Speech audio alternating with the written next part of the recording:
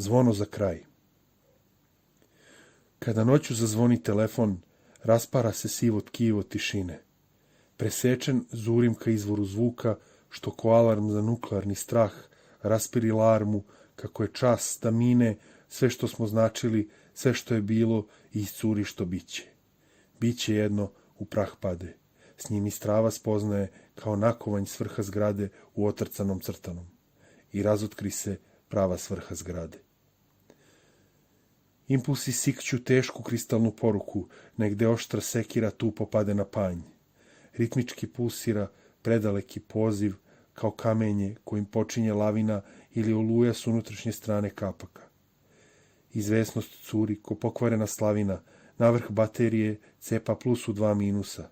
Strpljivo podriva temelje, nikuda ne žuri, omamljujuće melje, tiho nagriza arterije. A sila koja bi uspravila telo iz fotelje promenila je smer svog delovanja, jer vodopadu je sva snaga u padu.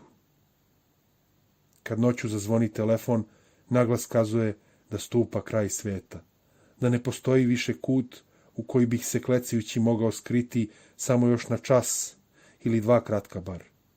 Sve stane, nemam način, gubim dah. Tako već 10 leta, svaki put od one noći u 3, kada sam kroz vatreni spar s druge strane čuo majčin jecajući glas kako vri.